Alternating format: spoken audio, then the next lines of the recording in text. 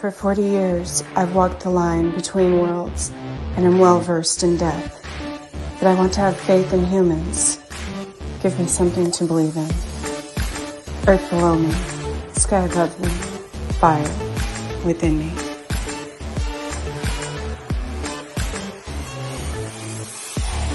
Brought to you by UPRN Network. I'm Trish Moe, and this is The Missing Piece.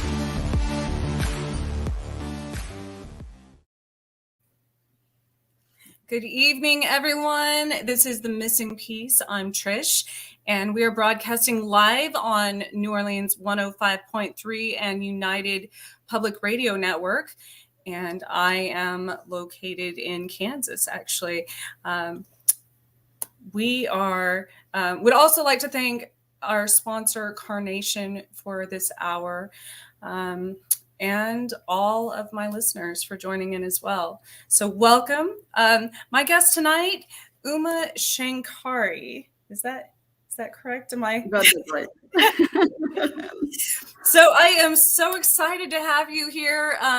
Uma is an IT specialist turned artist and author who has such a unique story. And I was actually kind of intuitively led to you, actually. Wow. Yeah, on that website. So, and I know you're currently in India right now. Now, yes. So it's like 7 in the morning or something, right? It's 7:30 in the morning. Ooh, yes. I'm an early riser. That's good. Yes, again. So thank you for taking time to join us so early. No worries. It's my pleasure. So just to kind of, you've got a long history here in your background. I guess kind of start from the beginning and tell us how you came from being in the IT industry to what you do now and kind of your experience in Awakening, I guess. Absolutely. So here's the thing. I keep talking. So when you need to pause me or stop me, please feel free to do that. Sometimes I just keep going. Me too. ADHD. So I was born in India, and about the age of 8, I had something happen, and looking back, without going into details, it was a spiritual moment. But fast forward to when I was 13, and I had a dream, and in the dream, I had forgotten something to the class, and when I go to the class, the teacher was scolding me. She was reprimanding me, and I woke up and I was like so scared. So I ran to my bag. I made sure my homework and everything was there intact. So I went to the classroom and I opened, and my notebook was gone, and whatever I needed for the class was not there. And what happened in my dream, word for word, scene by scene, nothing changed, just replayed in real life. And I wouldn't say I was intrigued, because that's an understatement, because when something is happening that happens in real life and you just had a dream about it, like at 6 a.m. in the morning, and the way my teacher stood and where she was standing, the color of her sari, like what she was saying, it was just really a replay of it. It was not even like, it was similar. It was exact replay of it. And as she was reprimanding me, I'm looking at her and I'm like, not even like paying attention to it. I'm like, wow, this is really happening in real life, So that stayed with me throughout my entire life. And I was very intuitive, at a very young age and through my college years. And I went to school in Edwardsville, near St. Louis. And, like throughout the time, That's by me. Oh, really? Where are you? I'm in Kansas, so. Oh, I've been in Kansas too. Our neighbors. Your neighbors. So one thing led to another. Like, in my later years, I was like, people would say something and I would intuitively know, like, whether it was right or wrong. And So fast forward, I was, I turned into IT, and I didn't believe in. I wouldn't say I didn't believe in metaphysical, but I didn't believe in like psychics, and you remember like in '90s they had those infomercials, like Yes. at 12 o'clock call, and like for 1 cent or 10 cent you can talk to your lover, whatever, right? So that was my opinion about like in general about spirituality. So one day I used to go to the salon where, I got this newsletter about something called angel reading. And I kind of like thought about it like a psychic reading or whatever, and I just ignored it. But this email just kept popping up in my screen in Oh my various ways. And I can't go into, I don't remember the details, but like every time I pulled my Hotmail, like it would be there. It would either be in my, God. I would delete it and go put it in junk. And like Yeah. somehow it just kept coming. And I was like, what is this? And so finally, I had this nagging feeling. It was as if me nagging myself to go and do it, and it was so weird, and I hated it because I was, I didn't want to do it. I was like, this is a stupid thing, and I Yeah. was in IT. I was working in. I was a manager in IT. I worked for a major corporation. I was doing really well, like everything. Like I was in Chicago, so my life was very different. And all of a sudden, when this happened, and so finally I told myself, okay, I'll go and do it. I'll realize this is the most absurd, stupidest thing, illogical thing I've done in my world. And then I'll go my own way. But, in spiritual world, that's not how it happens, right? So one thing led to another. I had the reading and it was mind blowing for me. And then one thing led to another. And, I had my own channels open up, my own chakras were open, and I started being a clairsentient and clairvoyant and, all those things. And one after the other, I was, it's very, like you look back, you think it's only your spiritual awakening that you're thinking about, but actually the way was paved right from when you're born. Oh There are instances that happen only when you look back, you're like, oh, that happened when I was 8. Oh my God, that happened when I was 12. So you're led, you're not like you're not like a superhuman where you jump and you're like, hey, you know what, I'm so spiritual. no. It just doesn't happen that way. So looking back, those kind of things happened. And finally, one day I was sitting, it was 2012 or 13, I can't remember. I think it was 13. I was sitting in my living room and I was like, I now believe in something called God, you know? So I said, show me something about love.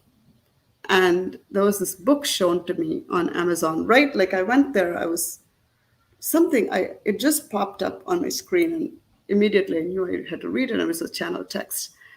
So I read it, and one thing led to another. The next thing I know, I started channeling and I started writing. And in 2014, I couldn't stay in the corporate world anymore. It was Oh, really difficult and challenging for me because, once you become deeply committed to yourself and your soul growth, unless your job is aligned to that soul growth, you cannot stay in it. It just, absolutely. at least for me, it was impossible. Just going through the rut of the day and, working with people that don't step up. And I hate to say this, but that's typical corporate world, right? I'm not saying every team is like that, every person is like that, but you have to put up with a lot of that craziness. And I just lost my zing Yeah. to work at the corporate world. But when I entered, for 9 years, I was very successful. I was high strung, delivery, just loved being on like this, And I think adrenaline.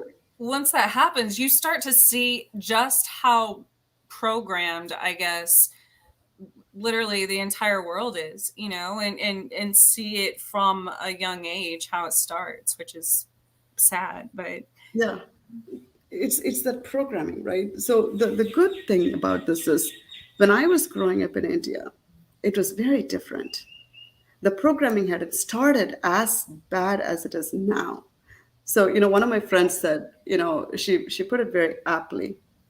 India's having the 60s moment, what happened in the US in the 60s is happening in India right now. So I miss the old India where things were very simple. Not everybody was like, high strung, and like you woke up, you had your breakfast. I think even up to, I'm 40, so I was kind of the last generation up to the 90s even. Yeah, I It agree was with so you. much Yeah, simpler than it is now. And everybody realizes, whether awakened or not, that we'll never go back to, the last century, the way things were. Um, no.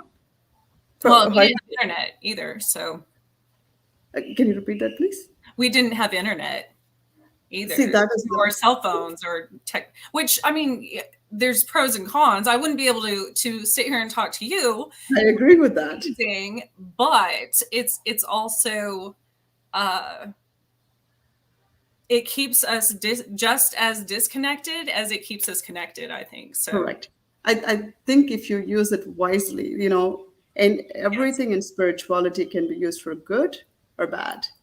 What's the choice we make, right? um and that's, what was I going to say? I'm sorry, before I forget.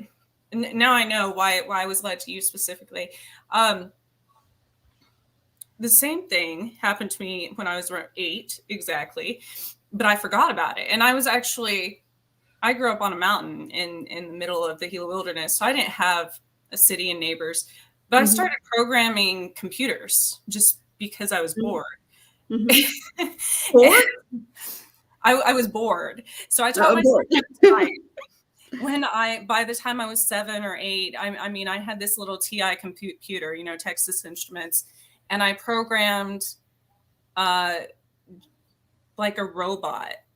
I mean, I spent probably a week coding this over Christmas break, because back then it took, yeah, pages and like a book worth of coding to make one thing, and then I gave it color and sound. Mm-hmm. And so, um, in my entire life, I had no intention of going into anything computer related. Nothing, I always liked art. But I was going to ask you if you think so. My kids now, are 8 and 13, and I see the same patterns and the same, um, I guess, kind of symptoms of awakening. See, after that happened to me, I apparently forgot about it, or something happened, that caused me to delay this whole awakening for myself up until I was older. So it wasn't until I was in my 20s again that my second awakening happened. But I see it in my own kids now, and 8 and 13, and then the same thing happened to me personally in 2012 or 13. Same here. Yeah, so I'm wondering if it's, obviously numerology is huge, and history repeats itself, and every so many years you repeat cycles. So do you think that that's, Absolutely. uh, Absolutely. So, I'm going to go into the Vedic and Hindu text for a little bit. It's a diversion. I hope you don't mind it. no, no, Um, absolutely. This is so, fascinating to me. in Hinduism, there's something called yugas. It's a time frame. Okay, so the yugas are cyclical. They're never flat. They're cyclical. It's like a sine wave. There's an upward swing and there's a downward swing. So 20, now we are exiting something called Kali Yuga. The four yugas: Satya Yuga, Treta Yuga, Dwarpa Yuga, and Kali Yuga. Satya means truth. Satya Yuga is the longest yuga, and it's in the ratio of 1:2:3:4. Kali Yuga is 1%, in the ratio of 1. Dwarpa Yuga, which we're entering right now, is in the ratio of 2. Treta Yuga is ratio 3, and Satya Yuga is ratio 4. So the longest yuga is the Satya Yuga, where it's a golden age. Kali Yuga, where we're exiting right now, is the worst. Human suffering is the most in Kali Yuga, but it's been created in such a way that it's not too long. It's 2,400 years, the whole cycle. In Whew. 2012, go ahead. You That's, I said mean, it seems like a long time. it is yes and no, But right? yes, and not in the, bigger picture of In the how cosmic realm, it's right. nothing, right? So in 2012, December, I can't remember it could be 21st or something, is where we were literally that point of exit happened. We were coming out of the Kali Yuga. We're going into a cusp of 30 years and we're entering Dwarpa Yuga. So literally at the tail end of Kali Yuga. So 2012 was a major year, and in India, several temples have had fire ceremonies on that particular day. And if you look at the Mayan calendar, what they were talking about was, "Ooh, the world is ending. The world is ending." It was not ending. It was literally we were exiting one period and we were entering the other period. So we're entering Dwarpa Yuga. In Dwarpa Yuga, we're going to see amazing things, and also we're going to see destruction of those things that don't serve humanity. It's a beginning of an upward thing. So we came in the downward swing. We came from Satya Yuga downward. We are the bottom of the sine curve, and we are going up right now. So we're going to see a lot of things that are going to kind of be pushed out. And 2012 was a very crucial year. A lot of people, I think, had a spiritual awakening in 2012. And in my own house, like when I had the awakening, I brought the whole thing to my sisters. They lapped it up. They couldn't believe it. They were all like, I think we're hungry even though we're in this materialistic world, which is kind of like an illusion, in reality, people are hungry for spirituality. Even the people who call themselves atheists, you give them the scientific reasoning of why something is, and they understand. They're atheists not because they don't believe in God. They're atheists because there's no scientifically something cannot be proven. But when you go into the Vedas, everything can be scientifically proven. Everything can be proven. So Yeah. that's where the missing piece is, where spirituality is not merging with science. I am the way I figured that out, and there's a lot of, I lived in Japan for a while. I studied Buddhism. Um, I practice mostly pagan beliefs now, which have a lot of the same um, beliefs as far as the death and rebirth cycles and things like that. And then I most recently, in the last few years, um, just started kind of delving into um, Hindu and more of cultures similar. And but how this is how the universe literally threw it in front of me. My mom had a picture of my grandparents' headstones, and they were right next to each other. And her name was Sadie, and his name was Gentry. So side by side, the headstones, I was like, oh, die and entry. And I was staying at my parents' house one time, and that picture I'd never seen before in my life literally just Mhm. flew off a bookshelf in front of me one day. And all of a sudden it made sense. So they spirit literally had to, like, here, let me just, Yeah, you know, write this out when for it's you time, it's to time. understand. Yeah, Um, but that's really kind of where I kind of understood that in a simpler context. I just Um, want to make one point though. I just found out the paganism and Hinduism is not different. They're this one and the same. mhm. There's now the modern, I guess, a more modern term for all of these ancient religions and all the similarities we're seeing, is really just different One. locations on a map, as far as that goes, because and they call it omnism now. Is that correct? Okay. I Ominism, don't know. ominism, I think, and it's where you basically, um, all the more peaceful, nature connected, earth connected religions. Um, it, I guess that's stating that they all have kind of the same basis of beliefs. So just in different parts of the world. No, Trishan, this is something I learned. That's very good that we're talking about this.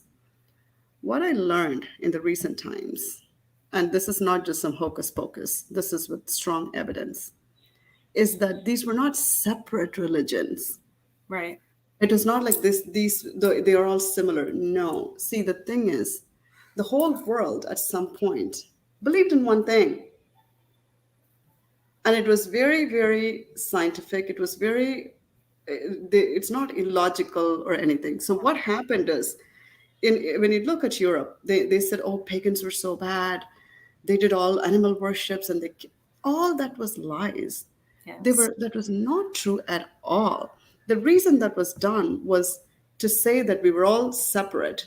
Oh, these people did this and I highly doubt it because there's evidences all over the world. So, for example, in Hinduism, there's something called Shakti Pidams. Shakti means energy. Pidam is a place or worship. I don't know the exact terminology, what it is in English. The 54 Shakti Pidams are scattered throughout the earth. We couldn't have followed different religions that were similar. The thing is, we all followed the same religion, and they're Absolutely. trying to hide that from us. And then they introduced all these confusions, and so we kind of how they did it is very interesting, right? The way they did it is they removed all the texts which were basic. Mm-hmm. That is, if you look at it, they'll say, "Oh, the Alexandria library just burned down." Really? Oh, the library here just burned down. Really? So just fire just happens. Oh, in those days they had like these torches, like all total BS. The Yeah. basically what they did is they destroyed these evidences and these schools of thoughts and learning so that we don't understand what really happened. Now you introduce all these lies that, oh, these people in Ireland follow something similar to these Hindus and there's a link. No, you don't have to explain it to me. You don't have to come up with a new name. We followed same texts, all very ancient, and we have been duped and lied to. And it's our accountability and responsibility to go back and understand that, because these guys are not going to do that. Honestly, if I had a child, I would not send him to school. I'm sorry, I wouldn't. Because I don't see the point of it. I would rather teach a whole bunch of things for the kid to survive in this world than teach something that the foundation is built on lies. Yes. So, sorry, I kept going on and on. No, no, no. I completely agree with you. One of my goals actually now that I it there were a lot of traumatic things that happened to me that blocked. I mean, I've had quite a few awakenings now, but that blocked my actually um, it, I guess being afraid of it that blocked my awareness more so. So it's just been in the most recent few years since about 2018 that I really embraced this. Because while my entire life, I communicated with spirits and plants and animals and things like that, it wasn't until about 2018 that something really traumatic as far as an abduction experience happened to me that um, really kind of put me on this different path. But um, I think one of my main goals in the future would be to find investors and open private schools, especially for children who now they there's so many different terms, indigo children and things like that are being born, and they're not, they're ridiculed at school for their gifts. They're absolutely and they feel out of place. And if we had, private schools that embraced those gifts, that could actually help them understand and be amongst peers that are like themselves, I think that would be because otherwise it just leads to stuff like that happened with me, where you suppress that and you keep trying to fit into the three-dimensional world, and that's where depression and addictions and all kinds of things come into play, later on in life. So, well, No, even because, younger in life. so you and I should talk after this. Yeah. So I have an interest, and there has been some interest from US as well to open these schools. And I have been reading up on the Vedas.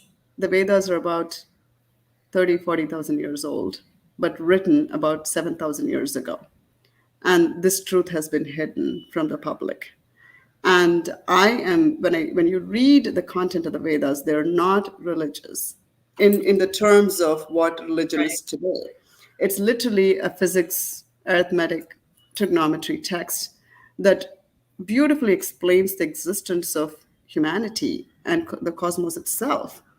So what there are other people, and you and I can have a personal conversation about this, because we could start one in India, we could start one in US, and you know what, we don't have to necessarily separate the indigo children from the rest. If the foundation, when you start at 4 or 5, the entire the everybody understands it, right? So I am actually personally talking to someone as well about this in the US. So you and I should talk about it after Oh, the school yeah. connecting. And I don't mean private as in only specific people would be welcome. Anybody could be welcome. But I in the agree. US, Hmm.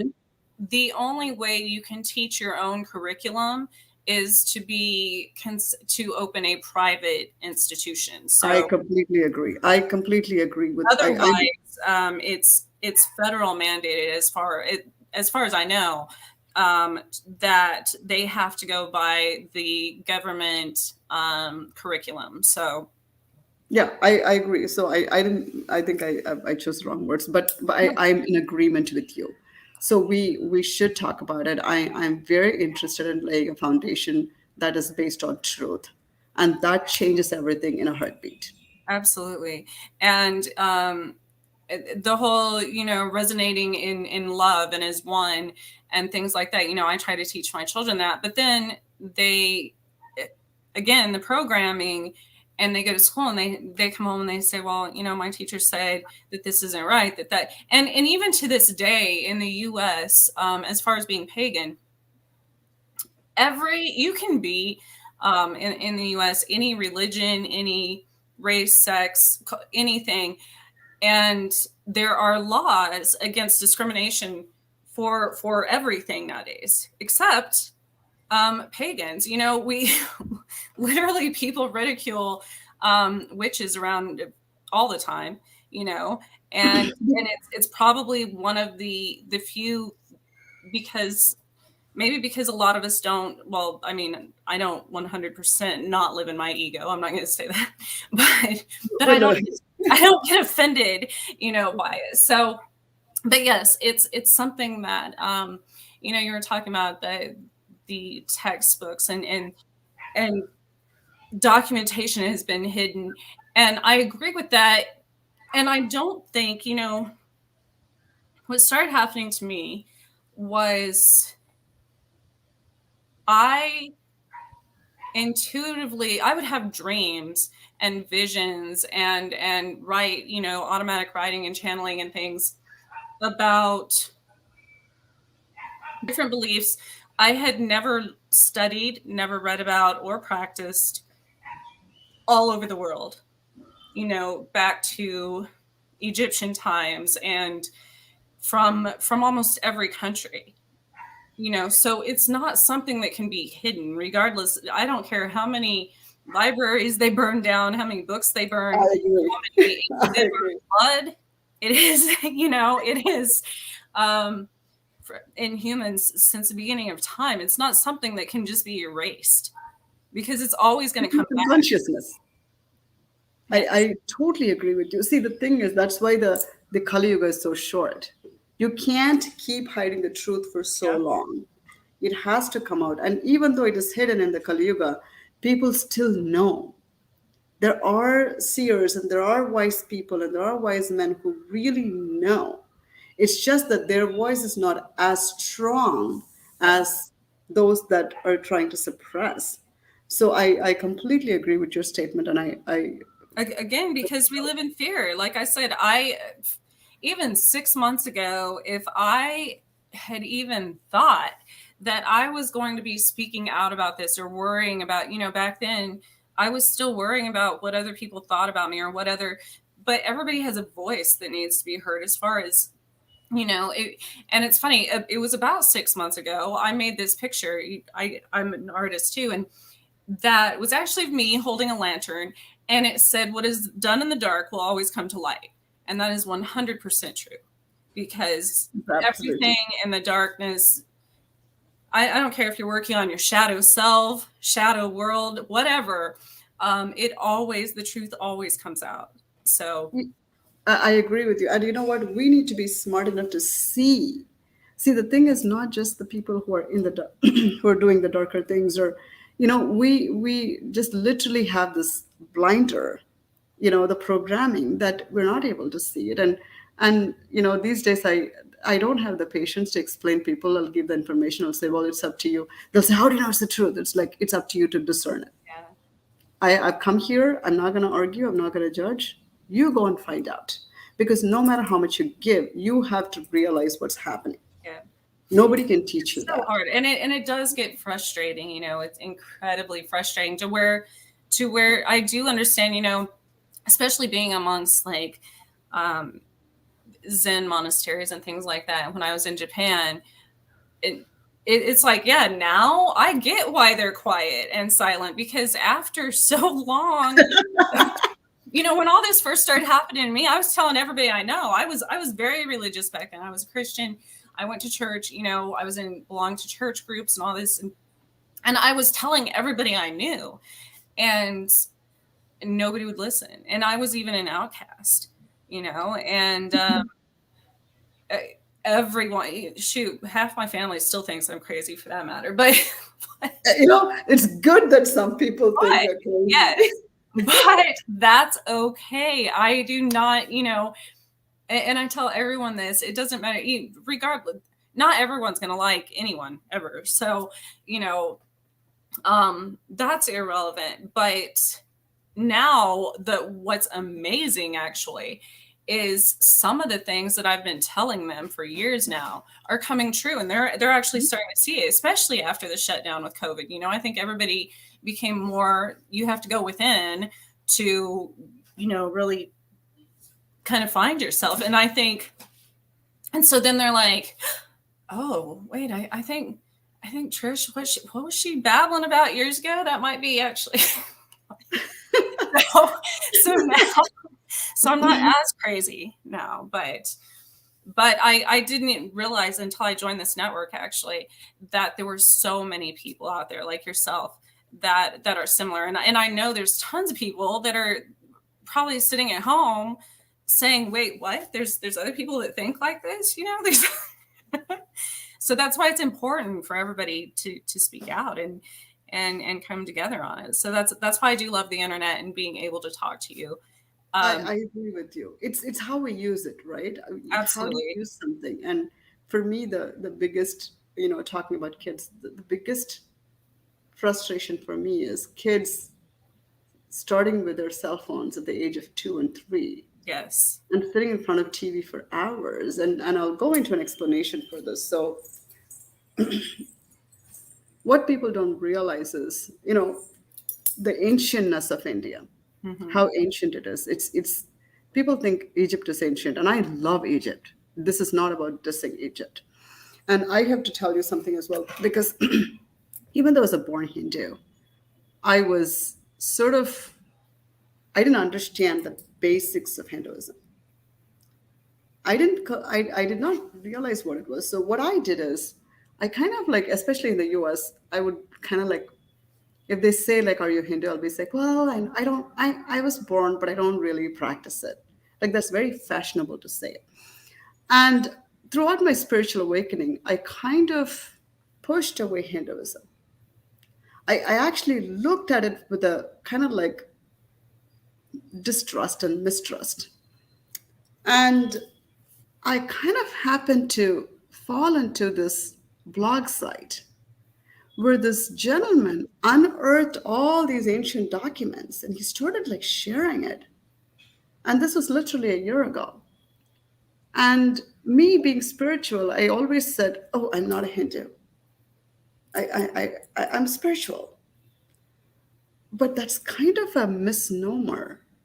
It's like, because Hinduism is very similar to paganism, and it is in fact, I'm finding out, it's the same religion, and you're made to feel kind of inferior and not share something, right? So in ancient India, what happened is, even about 100 years ago, women ran the homes. And when you look at the narrative, they say, oh, Indian women are so docile. They're so like, you know, which is not true at all. What happened is, in those days, people had something called a joint family system. So, what does that mean? In the joint family system, women married and left to go and live with the in-laws. Men stayed. Why did they do that? Because they didn't want to break up the family system.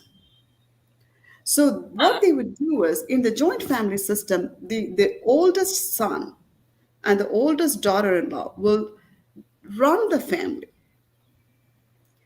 The kids were cared for. The kids were taught at a very young age on structure. All women woke up at like 4 in the morning. They cleaned the home. They lit a lamp. They cooked food. Why is it crucial for a woman to cook? So, people say, "Ooh, Indian men are so spoiled." That could be the point. I'm not I going think to, all men are spoiled. all of them are spoiled. Okay, whatever, right? So the thing is, to for a woman to cook, she knows how to nourish her children properly. It's not something that you're like, "Oh, I don't like to cook." It it's a foundation. So women taught their kids from an early age on what to do. And men went out and did what they needed to do outside, and they fed the family. There was a harmonious balance. So in the early 1900s, what the British did was, they created this narrative that Indian women are suppressed, and like, but it's the foundation. It's not suppression. Oh, Right. why should a man not cook? They created this disharmony between men and women, and they called it inequality. Mhm. Listen, I've seen women who can be, I don't want to use the word, I have seen men who can be jerks. So it's Yes. not, it's not like only men are this and women are, it's, what they did is, they broke the harmonious foundation of a family system. Absolutely. Then they introduced, oh, women should also work. Until then, women knew how to run their families on a tight budget with what they had. They provided good food, they provided great uh, you know uh, homes, And it's balance. Yeah. balance, and children were always in the vigilance of mothers. You take that away and you put I'm not saying women shouldn't work. That's not the point I'm trying to make, because Mhm. I come from the corporate world. My sister-in-law was a big shot. My mom was a teacher. I come from a home that is a working women home. But what I realized is, women should be there to raise the children. You cannot leave them out of your sight, because it's a very crucial piece. Why do we put children in front of computers? Because women are busy. They're Yeah. doing two jobs. They're working at homes, they're working outside, and men are doing multiple things. So that is what they wanted. They wanted your distraction so that they can control the children. And this is a very crucial piece that we all need to start understanding. If my mom was working mom, I know what I went through with a working mom in the house. My mom was never home. Yeah. So you could say, oh, but she grew up so like independent. Yeah, but at the cost of what? Exactly. And that's what initially that's when I initially pursued my art and photography career, because I was the same way. I'm a single mom, and I have two kids that are at a very vital stage in their lives. I mean, all of it's very important, but as far as during the shutdown, I was working 7 days a week, and I had an overnight job, so I was gone, and then I was getting like 3 hours of sleep, and then going to my other job and trying to raise two kids.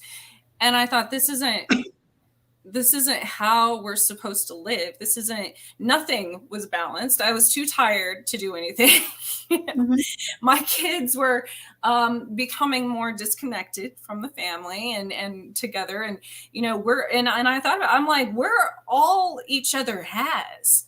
This is all we have is the three of Mhm. us, Mhm. So, and second of all, if something happens to me because I'm killing myself at two jobs, then they really have no one to show them the way, Yeah, and so that was a huge wake up point for me, when COVID hit, because I was forced to stay home, which is what the universe does. I mean, even though it did it to the entire world, um, but when we're not moving in life, and the universe will come in and make it so uncomfortable that you have to change. You have to evolve.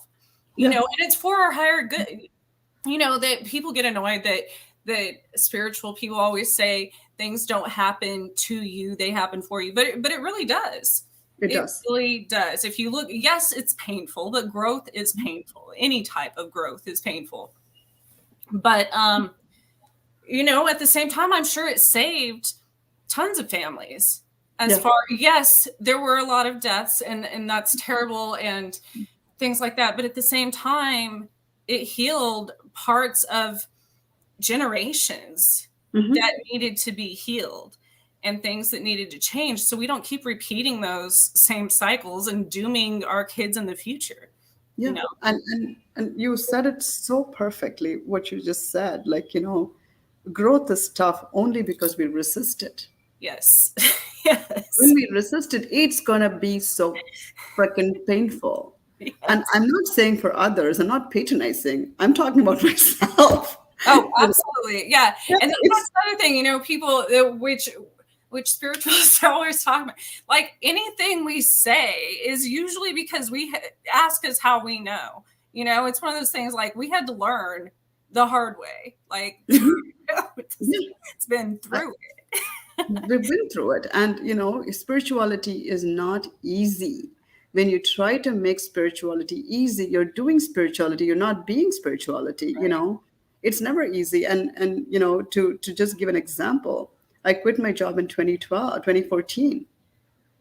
Like you quit a job that's paying you on the time and you go in a different way. It's not the same. It's just going to be, you're going to like see so many things. You're going to experience things that are like, oh my god. But I'll tell you one thing, but not for 1 second I said, ooh, I wish I could go back to the corporate world. Not 1 second. I figured it out. And the universe, it just gives you very beautifully. It does accommodate you. It does take care of you when you're doing your purpose and your path, and you're staying in your truth. And I do want to kind of like step and take a sideline and talk about truth. I have seen in the spiritual world, like any other world, where something is taken and it's like kind of like they use it for selfish reasons, right? And it happens all over. You take some teachings and you use it as a shield. So people say, well, this is my truth. Mm-mm, sorry. You can't do that. You have to really align to the cosmic truth and see if Yes. your truth is aligning with the cosmic truth. You can't just do some shit and say like, oh, you know what, I'm sorry, excuse my language, Okay. and say, you know what, this is my truth. I've seen people do that, and it Yes. annoys me. And you're not staying on your path in your own consciousness when you say that, right? So it's time for us to to be very diligent about what we say and how we say and how we communicate it. And we can't just be like, well, just be half-assed about things. And as when we are evolving spiritually, all more than anybody else, we have accountability and responsibility Absolutely. at a higher level, because we can't say we are spiritually evolved and just not have that foundation, and say whatever we say. But if you do say whatever you say, then take a step back and correct it and move forward. And again, this is all for when I'm saying this is advice for myself. I'm not even talking about others, because I have done so many mistakes along the path of my Mhm. spirituality, and that's the beauty of it. There's certain things I've done, I look back and I'm like, ooh, I wish I hadn't done it. So I agree with Right. you. You wouldn't be the person you were. You wouldn't have learned those lessons if you That's hadn't done those things. So, exactly. and I think one of the greatest obstacles in humanity, literally, is and I talked about that on my show last week with about the war within. We as humans along the way, in our evolution, somehow we started to judge someone's success in life or their worth by medals and honors and what they own, as far as material things, and what how much money you have. But here's the thing: you have nothing when you come into this world, and you can take nothing with you when you leave.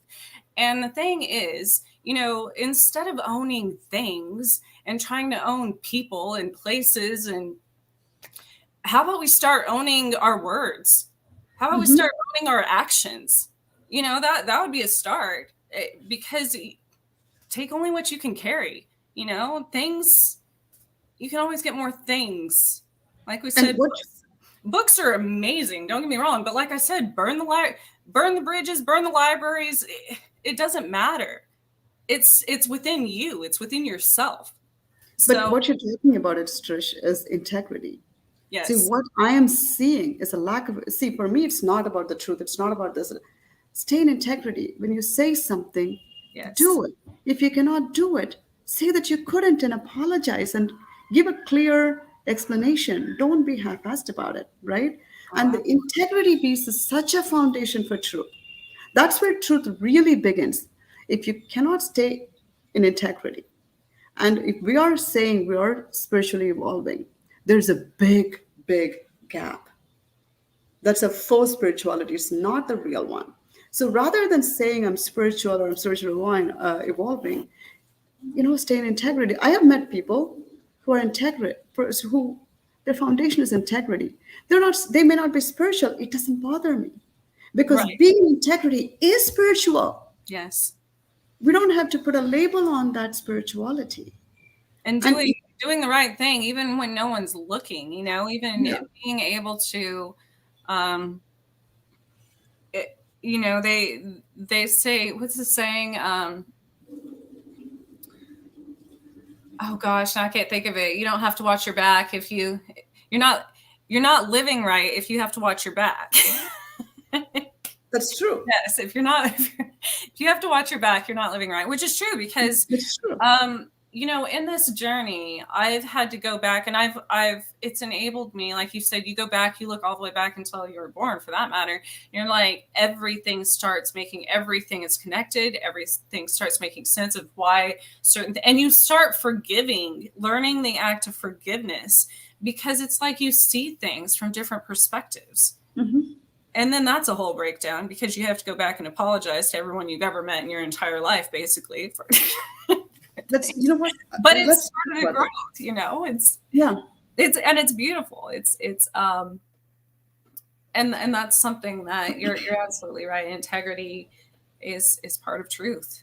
And but the problem with that is, and I'm still guilty of this to this day, is a lot of us aren't even honest with ourselves about things. Hmm.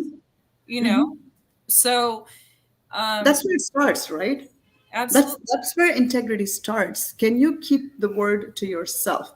When you say you'll wake up at 6 o'clock in the morning, yeah, will you stay in integrity with yourself? Because if you're not doing that to yourself, you're not going to do it for others. It's just that's the thing. It's the foundation is you. You make a promise to yourself. You make a statement to yourself. Stick to it. You can't make it. You're struggling with it. That's okay. Just be in integrity that you couldn't do it. Because right now, what's happening is, and I see it in my own world, is so much of like sort of like dancing. It's not like a good dancing. It's kind of like being wishy-washy kind of dance, kind of like, oh, this and that. And it's one of the things that is very hard for me to deal with. So let's even like we talk about like not judging and forgiving, all that, which is all great.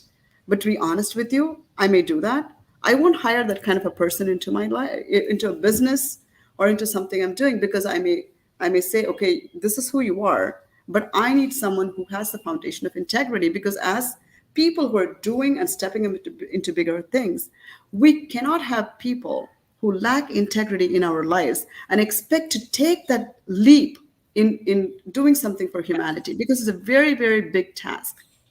And that's very important. So what I have started doing is, now I kind of like people, because I used to be very naive, I could say. I would say, you know what, I've forgiven, maybe they'll try. This is one of my weakest points, I'll tell you. I'll give people too many chances, but people who won't do it will never do it.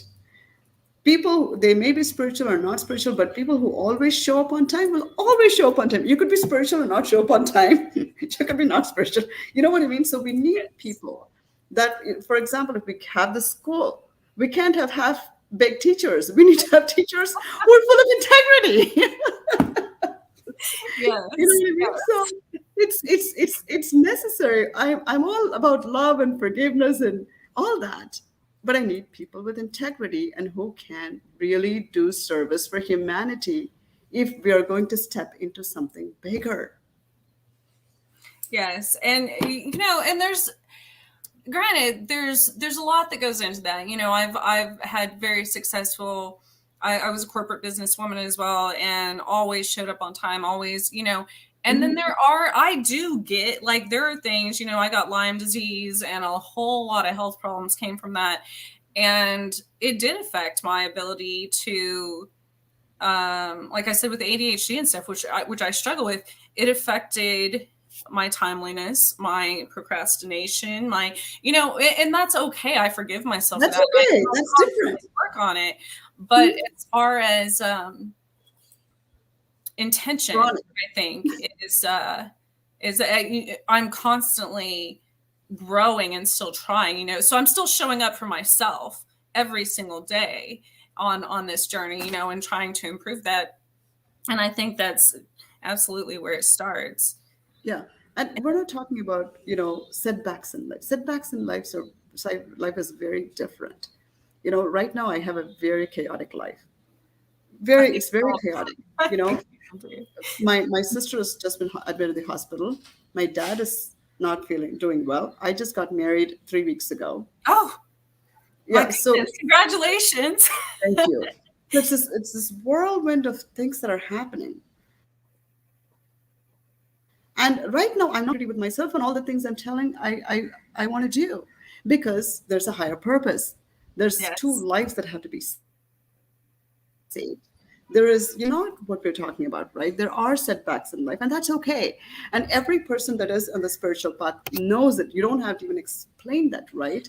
And we're talking about, so, you talked about something, and I want to touch upon that. There is inequality, no doubt about it, right? There is this, materialism and all that. But there's also, what has been done is, there's been all these people that have been propped up, not everybody, but we'll take the politicians, major sports stars in Hollywood, people who don't really have that much of, integrity, or no integrity, or like they don't have that much talent, but they are shining and they're in this material world and blah blah blah. But if you go into the true essence of human, there's certain people that are born with certain talents, and there are certain people who can't do certain things. Yes. And if you take the olden days, the seers were respected for their knowledge and their wisdom, and they knew how to manage that without an ego. And that's where we're going. I also don't want to get into this, everybody is equal thing, because that is also kind of throwing everybody off the loop. Because you're equal from a cosmic perspective. No human nor soul is different. But when you're existing on this planet, if you're doing less than someone else, the person who is really working hard and striving to make something happen deserves more Yes. than someone who doesn't want to do that. So that's a completely different thing. So I think the foundation, like we were talking, the foundation has been hijacked. So now all these things, if you look at media, Out and of the very balance. very liberal media, what do they talk about? Oh, everybody is equal. Oh, everybody is this. And Yeah. I used to be liberal. I used to be a total liberal. And the spiritual awakening has caused me to think back certain things, and kind of go back into this, I hate to say it, but like, not being a communist world or a socialistic world. And I'm not saying like, a material world is perfect, but there's all these things that have been introduced, where children are not taught about their true gifts. Yes. Because sometimes kids are propped up with, oh, you're bad at this, but that's okay. It's okay to say, this is not your thing, why don't you concentrate on this. To give them fake ego is the worst thing you can do to a child. And that's something we have to learn as well, and that comes with the proper foundation of education. Oh, absolutely. And as far as even the simple things, as far as communicating with spirits and things like that, which is that comes from not only schools but parents as well. And I understand that now, looking back, with my own parents and everything. Um, but especially in this community, because all even to this day, and my daughter's highly intuitive like me, and has the same abilities, if not stronger, at a younger age. And but everybody tells us that it's wrong and that we're crazy and that these things don't exist, and whatever. And oh, that was another thing I was going to say. I started getting the same angel emails. Oh my gosh, it had to have been like 15 years ago, that you were talking about these same psychic. But again, on the other side of that, I think that's still something that we struggle with, because uh, forever now, there's also the scam artists that do try to take advantage of people that claim to be psychic or spiritualists or whatever. You hear about it all the time, that um, like there were yoga instructors scamming people, or I mean, it doesn't matter what it is, or psychics or mediums or whatever. There's always going to be that. um but I think that is why a lot of people are afraid. Be the same, like I said, like I was like you, and I would have thought that I would have never believed in anything like I do now 10, 15 years ago. um Well, that's a good segue, right? yes. I wasn't going to talk about it. It's a good segue. So I didn't I finish my wouldn't go complete back. story. Yeah. So, but how long do we? We probably have a couple of minutes. Yes, we are running out of time, and I did want to talk. Oh my goodness, about we didn't That's even get okay. to your part. I'm gonna have We'll to go have into you a on segue. again. So, do you want me to go into the segue quickly? Sure, whatever you'd like. I So, think we have like a few minutes left, but good. Okay. So basically, we were talking about like what happened to me, and I didn't finish the whole story. So basically, when we allow ourselves to not be connected to the craziness of the social media and all that, and just have time, and what happened to me was I started downloading artwork literally like that. and you had never had an interest in art, correct? Or Never drawn, never ever have I drawn. So you can open up children and have these innate abilities. So let me take that back. It's not an innate ability. Innate ability means everybody has it and everybody can do it. That's not what I'm talking about. When our specifically, I don't know if you knew this, but scientifically, as far as our biology goes, people who can sing and have an imagination, creative mind as far as artists, that's actually a different part of our brain that Mhm. that comes from, which makes Well, sense as far as awakenings because maybe you open that part of your mind. no, this is, to be honest, Trish, I think I'm going to talk about it even a little bit differently. When your energy points are open, Hmm. you're using your body as a tool, but you are expanding with the cosmos, and you're sort of one with the cosmos. Then you can do what the cosmos is asking you to do and bring forth that particular thing. So for me, it really happened kind of like, what's the right word? I would say surprise, but like it's even more than surprise. You know, like let's say you're not a race car driver, and all of a sudden you sit in a race car, you start driving fast. You know what? You're like, whoa! Your mind cannot even like wrap around it. Grasp, yeah. You know, you just cannot. It happens so fast that you don't have the time to process what just happened. So going into the new age, but that people call it, for me it's Dwarpa Yuga. Stepping into the new yuga, this particular thing is going to happen for people. It is not going to be a one-off like what I have had or a few people have had. Right. Because my experience, see, spirituality can only be explained through experience. You cannot explain spirituality. So I can explain spirituality in my own experience. One fine day, I started drawing beautiful artwork. It's not even like some artwork. It's literally these beautiful chimatica patterns. Yes, So I've looked at them and they are amazing. So colors and symbols and everything in this world is has a vibration, and that's immediately what's so amazing about your artwork. thank you. Thank you. You know, my artwork, I don't really use my brain at all. That's the beauty of it. Because when you're using your right or left brain, you're like, it's a little different. You're trying to still use your brain. We want When, control. yeah. For control. So when you don't even know what's coming, Yeah.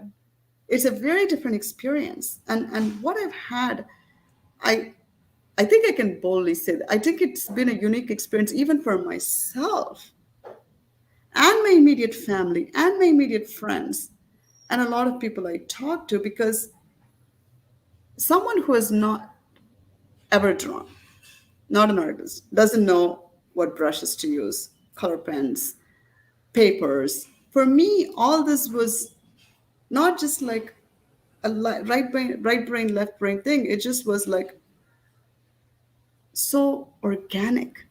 I just knew it and brought it forth.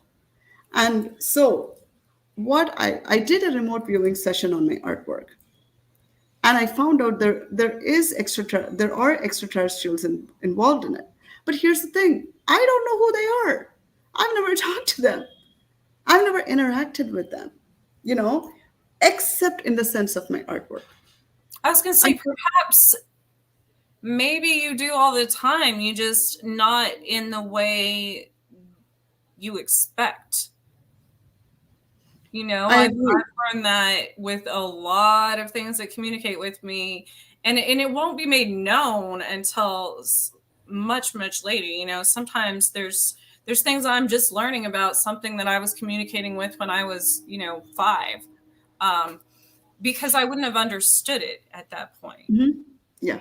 Um, I so For me, it feels like it doesn't, as part of the growth where I am right now, and this could change tomorrow, is I think what matters is the consciousness. yes, As long as it's coming from the same consciousness, it doesn't matter whether we personally know them or not. However, trust me, I would love to meet them one day and say hi. It's not, you know, but I think I'm not attached to it. For me, it's like, oh, okay, great. For me, it's not. I wouldn't say it's not important. It's a very different, interesting feeling for me. I'm not very attached to it. It's kind of like, oh, my artwork is coming and I'm doing this. And one fine day, if they show up and they have a heart to heart with me and, all that, well and great. And I think I think that's good advice for any of us who communicate with anything from, because the thing, when you become attached to anything, um, I think it kind of ruins the experience. You know what? I don't know how to word I that. agree. No, Whether it be people or places or things or spirits, anything in this universe, once you become attached to it, almost a codependency, then you have expectations. Then you start going backwards into that ego side of needing to control it. And I don't think, maybe with you anyways, your art might not flow as freely if you developed attachments. Like with me, yes, my writing and stuff probably wouldn't, if I try to take control, then it's not going to be the same message, the same experience that comes out, because that's my lower consciousness trying to control the outcome. what you're doing, yeah. Right.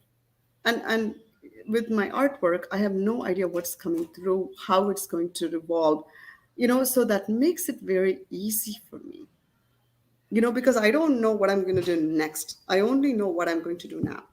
Yes. I think we should live like that with anything, be Oh more gosh, I would love to. present. I would love to. If I could imitate how I make Very my art. difficult to uh, but I actually I healed myself when I was given 1% chance to live, when I started doing art again a few years ago, because most of my brain, I had white lesions on my brain from the Lyme disease, and I had not painted or drawn or done anything in 20 years, because so many people back then had told me, you'll never make anything of yourself as an artist, all these things, these fear-based delusions. So I hadn't done it. But so I started doing it just free flow like you.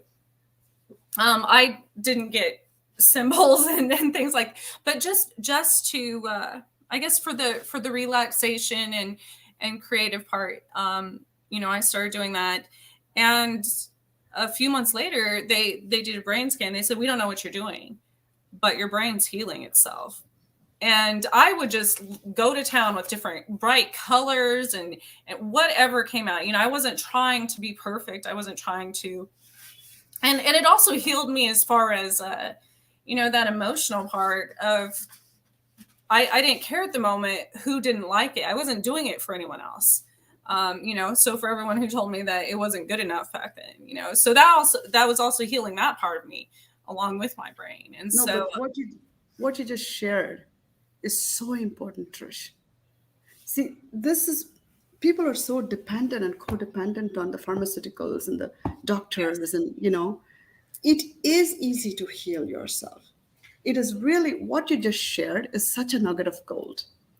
Well, And I people told them I'm not. That day, my doctor said, you have 1% chance to live. Your heart is dying and your brain is dying. He said, you either make it or you don't. There's nothing else we can do. That day, which I don't suggest, not taking your doctor's orders and stuff, but that day, it's like something clicked, and I said, I'm not dying today. And I stopped taking any of their medication. I had like 6 specialists. I stopped going to any of them, until, which again, I don't necessarily suggest, but I said, I'm going to try this. All the medications did was make me sicker. So if I was dying anyways, I guess I thought, well, I might as well try something else, that I haven't tried. And they're using art now for Alzheimer's patients, and it's healing them. listen, this is not new. What No. they're trying to talk about as, oh, we found this, is really not new. We have to allow our bodies to heal. What you did, Trish, is beyond. I don't have the right words to say. You're such an example for United States, where everything is about pills and medication. People are shifting, no doubt about it, but they're still kind of hesitant. There's one door inside and then one door outside. They'll listen to what scientifically someone is trying to say in the medical world, and then they'll say, you know what I mean? That leaves you with this massive confusion. You either stay there or you jump in and take the leap of faith. And what you just said is such a story that needs to be told. And a lot of people need to hear this. Because when a doctor says you don't have this time to live, it's not the word of God. Yeah. It's not the cosmos telling you. It's not the universe telling you. It's a human being with their limited belief system is telling you based on what they have learned. And the foundation is not truth. Hmm. And that is where you see what you did is you stayed in integrity with yourself in that. Yeah. I thought And that then I can't. I was like, I can't die. I have kids. I have a dog. You know, I was like, there's no. there's no way. I'm not done here yet. I'm sorry. And so,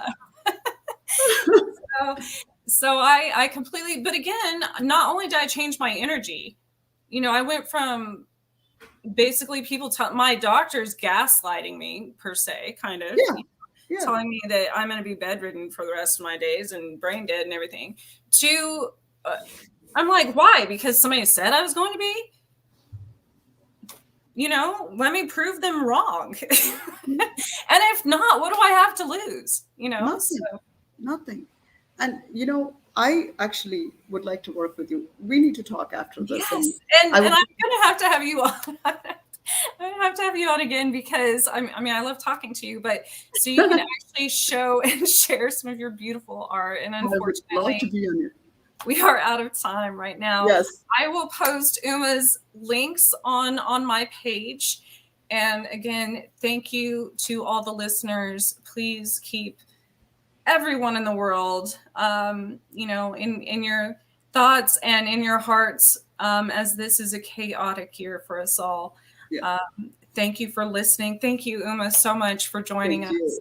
And we will definitely be in touch. Of And course. I'll shoot you an email. thank you. And good night, everyone. Have fun at Mardi Gras, I guess, tomorrow. Oh yeah. You can Forgot. catch me on Chasing Prophecy tomorrow at 8 o'clock, 9 p.m. Eastern Time. So thank you all and good night. Bye. Bye, everyone.